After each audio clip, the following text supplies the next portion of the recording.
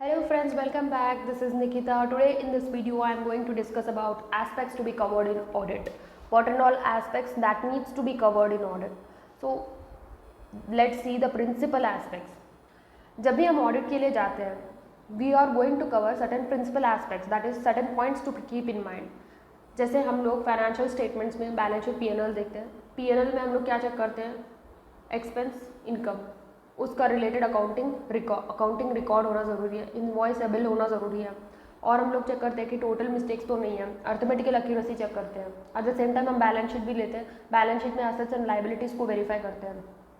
Assets में आके हम चेक करेंगे कि हर एक लाइन आइटम आके प्रॉपर हेड में डिस्क्लोज हुआ है नहीं हुआ है, उसका प्रॉपर टाइटल है, उसका वैल्यूएशन करेक्ट है क्या. वैसे ही लाइबिलिटीज़ में भी हम चेक करते हैं. सो ये सारी चीज़ें हम लोग we keep in mind, we keep certain points in mind that we will cover in this aspects of audit.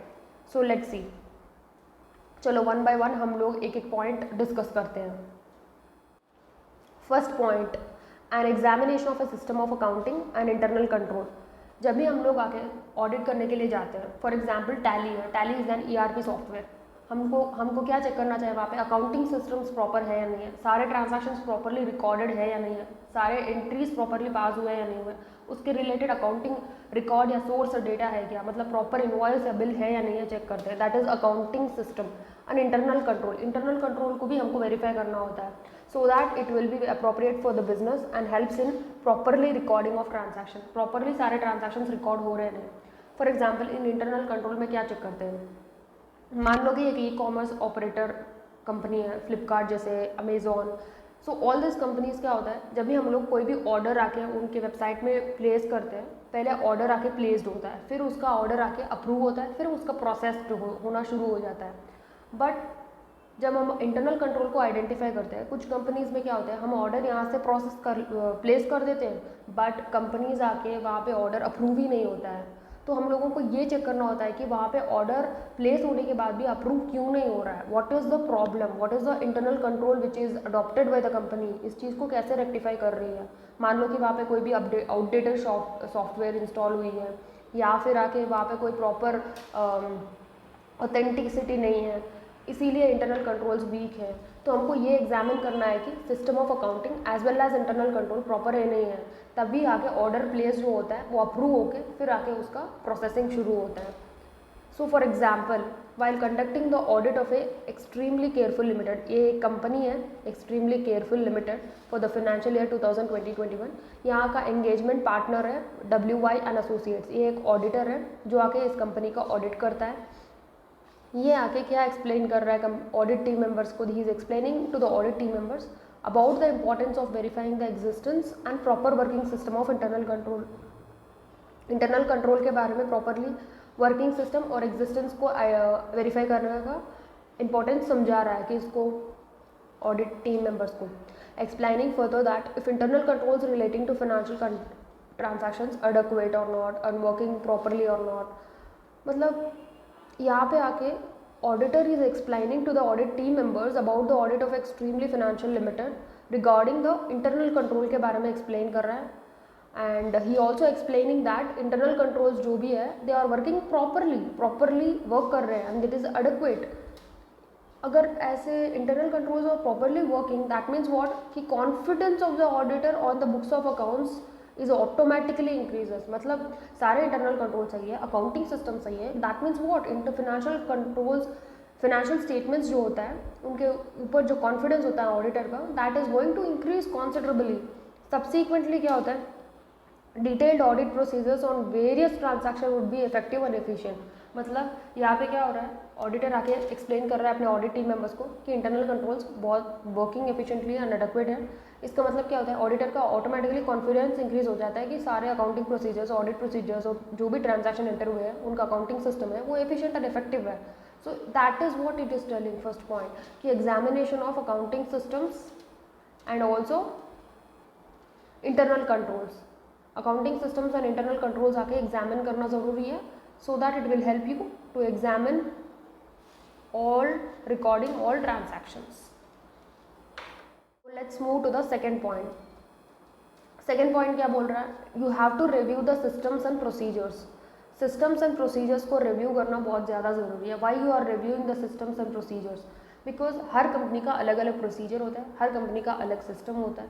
हमको ये चेक करना होता है बिकॉज कहीं पे भी कुछ वीकनेस या मटेरियल इनएडेक्वेसीज ना हो, ताकि कोई भी एरर या फिर फ्रॉड मिस हो जाए या फिर अननोटिस्ड हो जाए। That's why we are going to review the systems and procedures. क्या बोल रहा है? To find out whether they are adequate and comprehensive. मतलब हम लोग ऐसे सिस्टम्स एंड प्रोसीजर्स को वेरीफाई रिव्यू नहीं कर रहे हैं, हम लोग सिंपली वेरीफाई नहीं कर रहे, वी हैव टू कॉम्प्रहेंसिवली हमको उनको फाइंड आउट करना पड़ता है whether material inadequacies and weaknesses exist to allow frauds and errors going unnoticed.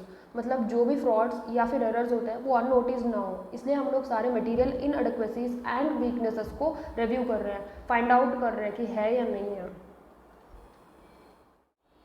Now third point, checking the arithmetical accuracy of the books of accounts. हमको arithmetical accuracy of the books of accounts check करना है, कहीं totalling में mistake ना हो, कहीं valuation में difficult mistake ना हो, या फिर कोई इनवॉइस में कुछ और अमाउंट दिया है और बुक्स ऑफ अकाउंट्स में कुछ और अमाउंट दिया है, फाइनेंशियल स्टेटमेंट्स में कुछ और अमाउंट दिया है। You have to verify the arithmetical accuracy.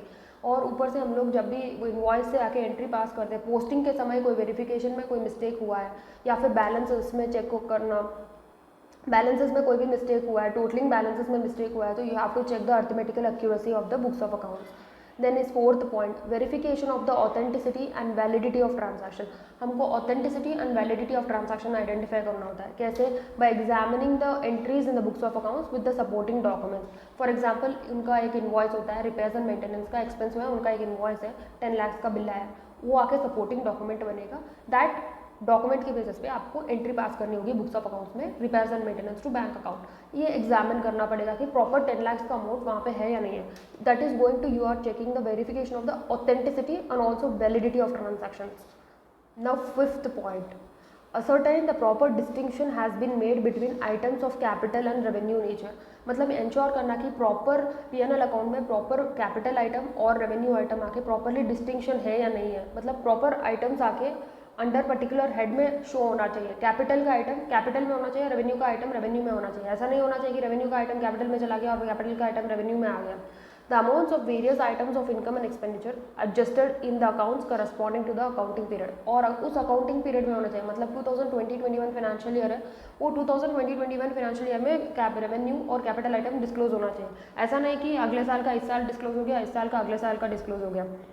You have to make sure there must be a proper distinction होना ज़रूरी है between the items of capital and revenue nature। Sixth point is telling about comparison of the balance sheet and profit and loss account और other statement with the underlying record. मतलब जो भी balance sheet और P&L accounts होते हैं उसमें जो भी अमाउंट होता है वो उसका अंडरलाइंग रिकॉर्ड होना चाहिए। ऐसे हम लोग फिनेंशियल स्टेटमेंट या बुक्स ऑफ अकाउंट्स में नहीं मेंशन करते। You need to have a proper underlying record होना बहुत ज़्यादा ज़रूरी होता है। Point is seventh point, verification of the title, existence and value of the asset appearing in the balance sheet। Balance sheet में जो भी assets होते हैं उनका प्रॉपर टाइटल होना चाहिए, हर एक लाइन आइटम प्रॉपर सब हेड में मेंशन होना चाहिए, उनका अमाउंट एग्जिस्ट है या नहीं है चेक करना, वैल्यूएशन चेक करना होता है। फिर आके assertions of the account balances at the period end। Period and में जो असर्शंस है वो चेक करना चाहिए। पहले आके एग्जिस्टेंस, असेट्स एंड लाइबिलिटीज़ और इक्विटी इंटरेस्ट है क्या, राइट्स एंड ऑब्लिगेशन। राइट्स मतलब कि एंटिटी के पास राइट है क्या उस असेट के ऊपर, उस असेट के ऊपर कंट्रोल है क्या। ऑब्लिगेशंस मतलब क्या होता है? ऑब्लिगेशंस और nothing but liabilities of the entity. Completeness मतलब all the assets, liabilities and equity interest आके प्रॉपरली रिकॉर्ड होना चाहिए। वैल्यूएशन एंड एलोकेशन मतलब सारे असेट्स एंड लाइबिलिटीज जो होते हैं प्रॉपरली फिनेंशियल स्टेटमेंट्स में इंक्लूड होना चाहिए विद पर्टिकुलर अप्रोप्रिएट अमाउंट, और कोई भी एडजस्टमेंट्स एंट्रीज आके प्रॉपरली रिकॉर्ड होने चाहिए। ये सारी चीज़ें आके असर्शंस आके at the end of the period होना ज़रूरी है। That's why we are going to verify the title, existence and valuation of the assets.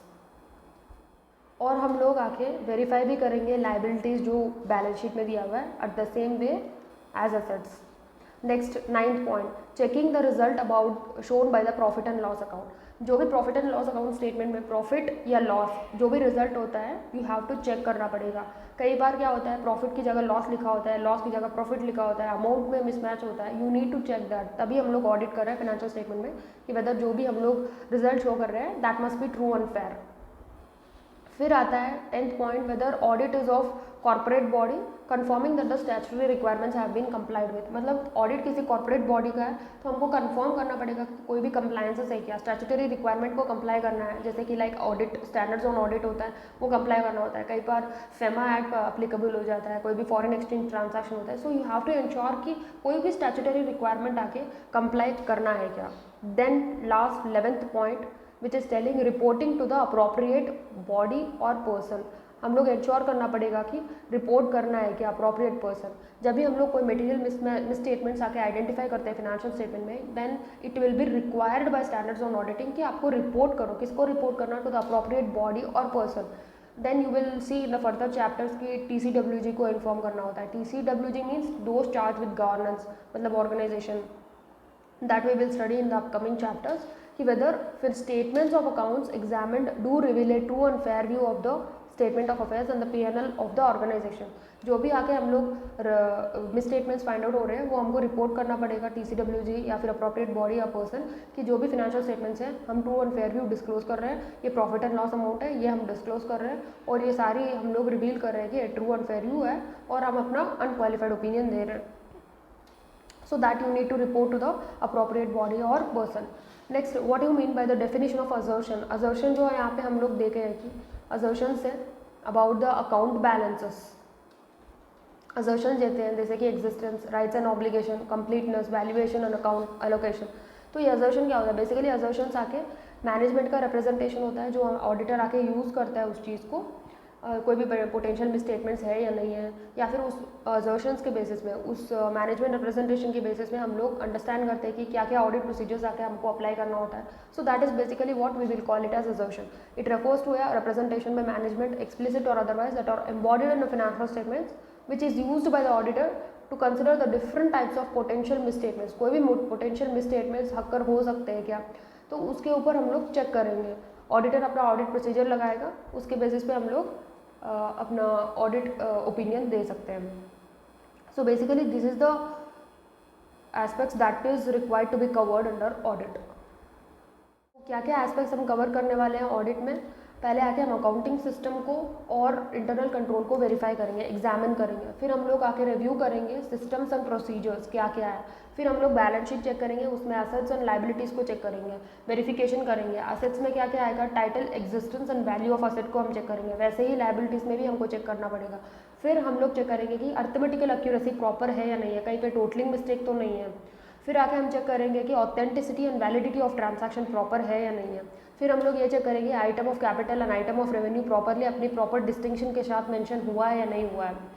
Then हम लोग इंश्योर करेंगे, रिजल्ट चेक करेंगे, प्रॉफिट या loss in the P&L account. और हर balance sheet और P&L अकाउंट का एक अकाउंटिंग रिकॉर्ड होना, अंडरलाइंग अकाउंटिंग रिकॉर्ड होना ज़रूरी है। और फिर कंप्लायंसेस एंड रिपोर्टिंग के बारे में भी हम चेक करेंगे, कोई कंप्लाई करना है, किसी स्टैट्यूटरी रिक्वायरमेंट्स को कंप्लाई करना है या फिर किसी अप्रोप्रिएट पर्सन या बॉडी को रिपोर्ट करना है।